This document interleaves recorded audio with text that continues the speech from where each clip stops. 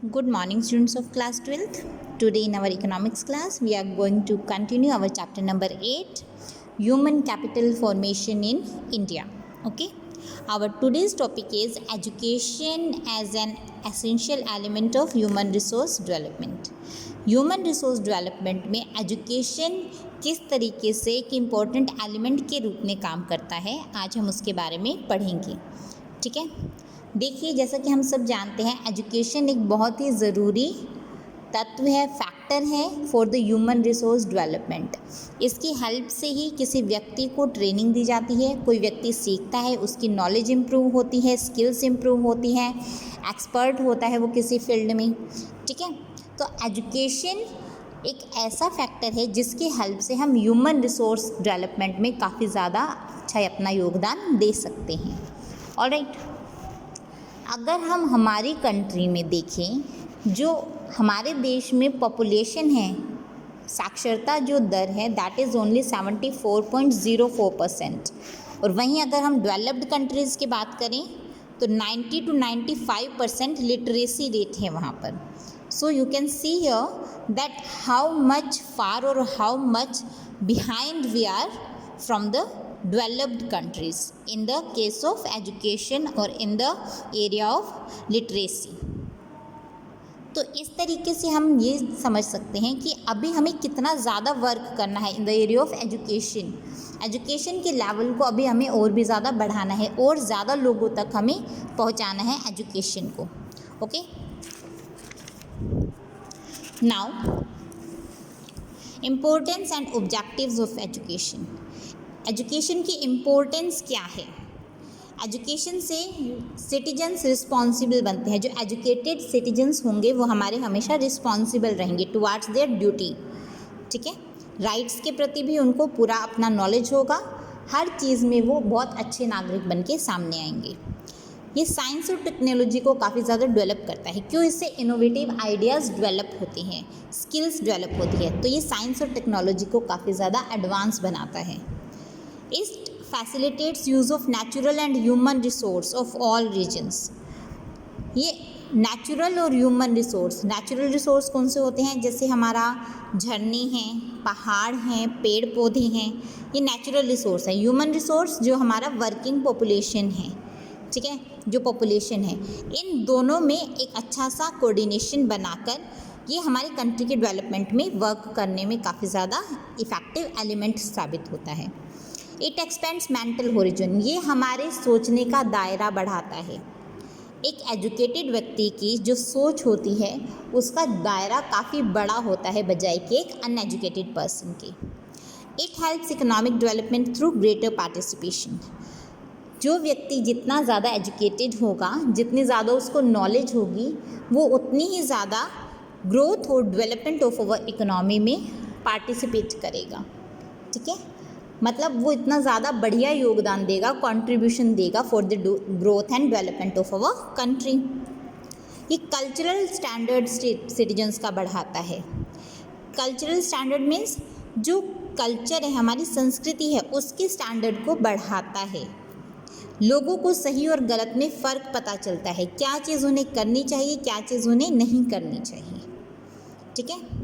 It develops human personality. Obviously जो educated person होगा उसकी पर्सनालिटी भी इम्प्रूव होगी. ठीक है. उसका पर्सनालिटी डेवलपमेंट भी साइड बाय साइड होता रहेगा. Need for government intervention.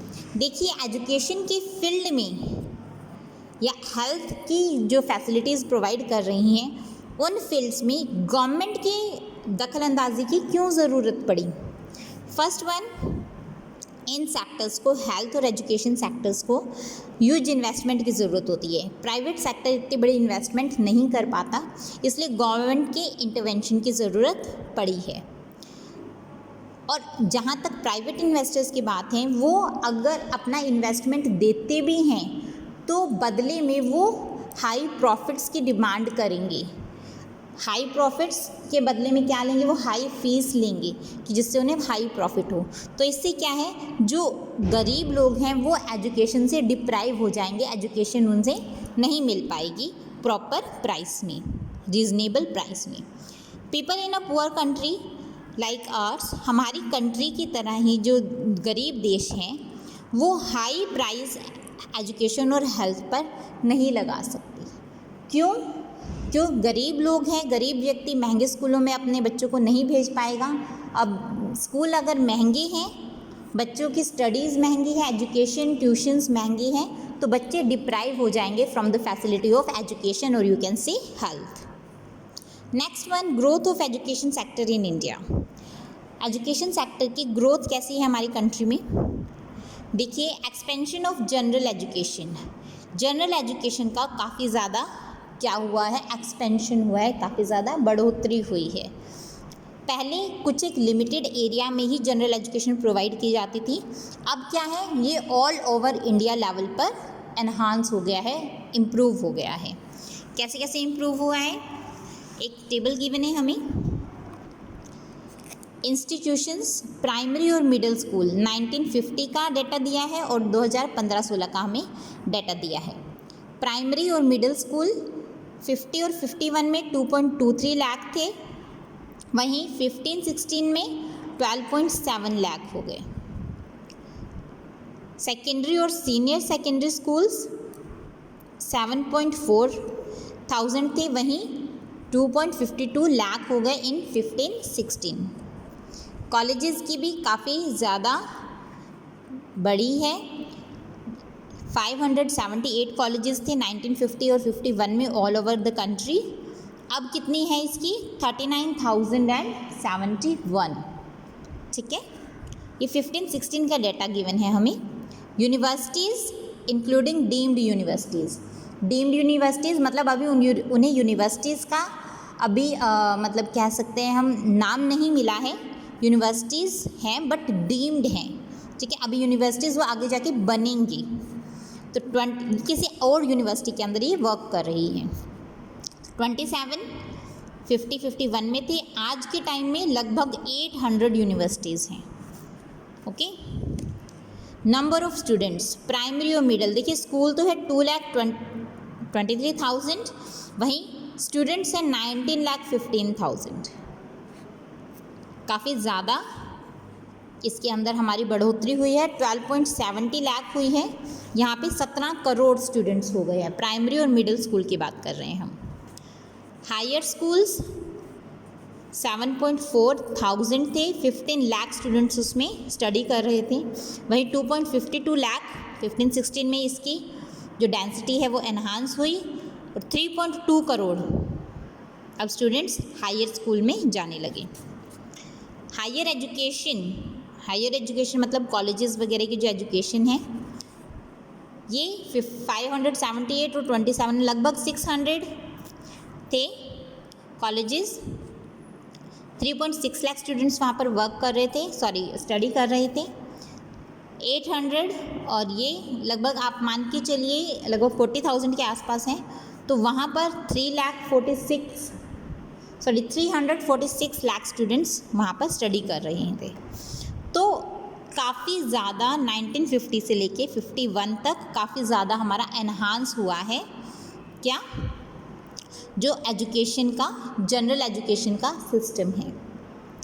Elementary education, देखिए इसमें हमने एलिमेंट्री एजुकेशन के बारे में भी पढ़ लिया है। एलिमेंट्री एजुकेशन होती है प्राइमरी और मिडिल एजुकेशन, काफ़ी ज़्यादा एनहांस हुआ है, 2.23 लाख से 12.70 लाख हो गया है। ठीक है, तो काफ़ी ज़्यादा इंक्रीज़ हुआ है, एनहांस हुआ है प्राइमरी एजुकेशन का लेवल, और स्टूडेंट्स भी काफ़ी ज़्यादा बढ़े हैं। प्राइमरी एजुकेशन में हमारे 1st to 8th के स्टूडेंट्स आएंगे। Secondary and senior secondary education, देखिए सेकेंडरी और सीनियर सेकेंडरी एजुकेशन का हम इसमें डाटा जैसे देख चुके हैं। 7.4 थाउजेंड स्कूल्स में 15 लाख स्टूडेंट्स थे और 2.52 लाख स्कूल्स में 3.2 करोड़ स्टूडेंट्स थे, तो काफ़ी ज़्यादा बड़े हैं। अब इस एजुकेशन को, हायर जो एजुकेशन है उस एजुकेशन को भी और भी ज़्यादा बेनिफिशियल बनाने के लिए कुछ केंद्रीय विद्यालय खोले गए हैं, कुछ नवोदय विद्यालय खोले गए हैं। नवोदय विद्यालयों में क्या दिया गया है, बोर्डिंग फैसिलिटी प्रोवाइड की जाती है, और केंद्रीय विद्यालय में उन लोगों के लिए, उन बच्चों के लिए बनाए गए हैं जिनकी जो पेरेंट्स हैं वो ट्रांसफरेबल जॉब्स करते हैं, ठीक है। आज यहाँ काम कर रहे हैं, फिर कहीं और करेंगे, उनके लिए केंद्रीय विद्यालय बनाए गए हैं, ठीक है। Next one is higher education. Higher education काफ़ी ज़्यादा इम्प्रूव हुई है। 2015-16 में आज के टाइम में 346 लाख स्टूडेंट्स हैं जो कॉलेजेस में पढ़ रहे हैं, ठीक है। नेक्स्ट है vocationalisation of secondary education. Secondary education जो +2 के बाद की, जो +2 के साथ लगा लीजिए या उसके आसपास जो भी एजुकेशन हम प्रोवाइड करवा रहे हैं, उसके साथ साथ हम वोकेशनल मतलब जॉब रिलेटेड एजुकेशन भी करें, कि ताकि वो अपनी +2 करने के बाद साइड बाय साइड कोई ना कोई जॉब करते रहें, ठीक है। Vocational education regarding the employment, ठीक है। एम्प्लॉयमेंट से रिलेटेड कोई ना कोई उन्हें नई स्किल प्रोवाइड करें, एक्सपर्टाइज प्रोवाइड करें, ताकि वो मतलब अपनी स्टडी करें और स्टडी के बाद बेरोजगार ना रहें, कोई ना कोई उनका सोर्स ऑफ इनकम बनता रहे, ठीक है। Next is technical, medical and agricultural education. Technical education, agricultural और मेडिकल, इन सभी फील्ड्स में भी प्रॉपरली एजुकेशन प्रोवाइड करनी चाहिए। टेक्निकल की अगर हम बात करें तो पॉलीटेक्निकल इंस्टीट्यूशंस 43 डिप्लोमा लेवल के थे, ठीक है, 1950 और 51 में। अब 1914 हो गए हैं, ठीक है। वहीं engineering colleges 3400 recognised engineering colleges थे। अब देखिए एडमिशन कैपेसिटी है इसकी 15 लाख स्टूडेंट्स पर ईयर इन कॉलेजेस की, 3400 कॉलेजेस की। इसी तरह से मेडिकल कॉलेजेस का भी डाटा हमें गिवन है। तो एक तरीके से हम देख सकते हैं पिछले काफ़ी सालों से हम लगातार इम्प्रूव कर रहे हैं अपनी टेक्नोलॉजी, मेडिकल और एग्रीकल्चर एजुकेशन के पॉइंट ऑफ व्यू से, ठीक है। रूरल एजुकेशन में भी काफ़ी ज़्यादा सुधार देखने को हमें मिला है। काउंसिल ने काफ़ी वर्क किया है। National rural higher education council है, national rural higher education council, काफ़ी ज़्यादा वर्क किया है। इसके अंदर 14 रूरल एजुकेशनल इंस्टीट्यूशंस खोले गए हैं, ठीक है, जो SC और BC शेड्यूल्ड कास्ट और शेड्यूल्ड ट्राइब्स से रिलेटेड, जो छोटी जाति के जो बच्चे हैं जिन्हें ईजिली एजुकेशन नहीं मिलती, हाई पे नहीं कर सकते, उनको एजुकेशन बहुत कम प्राइस पर प्रोवाइड की जाती है, ठीक है। और यू कैन से फ्री ऑफ कॉस्ट एजुकेशन उन्हें प्रोवाइड की जाती है। ये एक आपको education rural, expanding rural education का एक एग्जांपल दिया हुआ है फ़ोटो की हेल्प से। अडल्ट एंड फीमेल एजुकेशन, देखिए जो बड़े हो जाते हैं, 18 साल से ऊपर के लोग हो जाते हैं, उनको भी एजुकेशन की ज़रूरत होती है। उनके लिए स्पेशल अरेंजमेंट्स की जाती हैं एजुकेशन के लिए। नेशनल लिटरेसी मिशन है, वो सेटअप किया गया है 1988 में, जिसके थ्रू एडल्ट और फीमेल को एजुकेट किया जाता है, उनको बेसिक एजुकेशन प्रोवाइड की जाती है ताकि वो बेसिक चीज़ें सीख सकें, ठीक है, वो अपनी नॉर्मल लाइफ में, रूटीन लाइफ में कहीं किसी से मात ना खाए। टेक्निकल एजुकेशन वुमेन्स को प्रोवाइड करने के लिए विमेन पॉलीटेक्निकल कॉलेजेस खोले गए हैं। काफ़ी ज़्यादा एजुकेशन को प्रमोट करने के लिए विमेन एजुकेशन काउंसिल भी ओपन की गई हैं। इस तरीके से विमेन और अडल्ट एजुकेशन को ज़्यादा बढ़ावा देने के लिए क्या किया गया है, ज़्यादा से ज़्यादा कॉलेजेस और स्कूल्स ओपन किए गए हैं बाय द गवर्नमेंट। नेक्स्ट है total literacy campaign. Total literacy campaign के अंदर क्या आता है?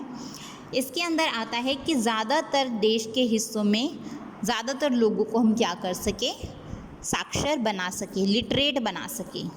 इसके लिए साक्षर भारत एक प्रोग्राम है, गवर्नमेंट ने, साक्षर भारत नाम से प्रोग्राम है, गवर्नमेंट ने इसको लॉन्च किया है।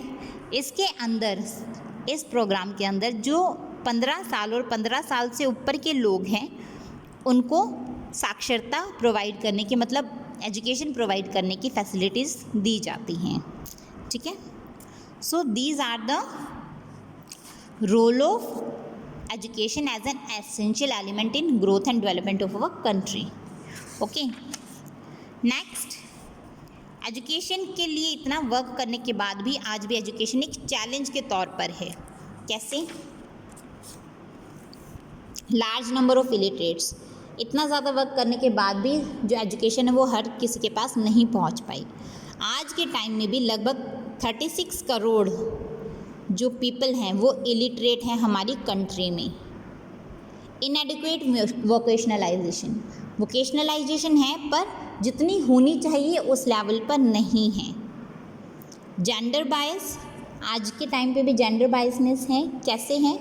लड़कों को स्कूल भेजा जाता है, लड़कियों को आज भी घर पर ही रहने के लिए कहा जाता है, छोटी जगहों पे, छोटे शहरों में या फिर गाँवों में। क्यों? वहाँ पर उनको as a source of income उनको चाहिए होता है और सोर्स ऑफ इनकम वो लड़कों को ही देखते हैं। लड़कियों को कहते हैं कि हाँ आपको पढ़ने लिखने की ज़रूरत नहीं, आपको आगे जाके घर ही संभालना है। तो जेंडर बायसनेस बहुत ज़्यादा इसमें देखने को मिलती है। नेक्स्ट वन, लो रूरल एक्सेस लेवल। जो छोटे गांव हैं, कस्बे हैं, वहाँ पर एजुकेशन की फैसिलिटीज़ प्रोवाइड होती नहीं, वहाँ पे स्कूल ही अवेलेबल नहीं है, तो एजुकेशन कहाँ से होगी? प्राइवेटाइजेशन, एजुकेशन का प्राइवेटाइजेशन होता जा रहा है। मतलब जिसके पास अच्छा पैसा है वो अपने बच्चों को पढ़ा सकता है, जिसके पास पैसे की कमी है, जिसकी बेसिक रिक्वायरमेंट भी पूरी नहीं हो पा रही है, वो एजुकेशन कहाँ से प्रोवाइड करवाएगा? तो प्राइवेटाइजेशन की वजह से भी एजुकेशन को अच्छे लेवल पर एक्सपेंड करने में काफ़ी मुश्किलें होती हैं। लो गवर्नमेंट एक्सपेंडिचर ऑन एजुकेशन, जितना एक्सपेंडिचर गवर्नमेंट को करना चाहिए एजुकेशन पे उतना एक्सपेंसेस वो कर नहीं रही हैं, काफ़ी लो लेवल पर कर रही है। इसी वजह से एजुकेशन का लेवल काफ़ी लो आ रहा है हमारे देश में। Okay, so these are the problems relating to development of education in India.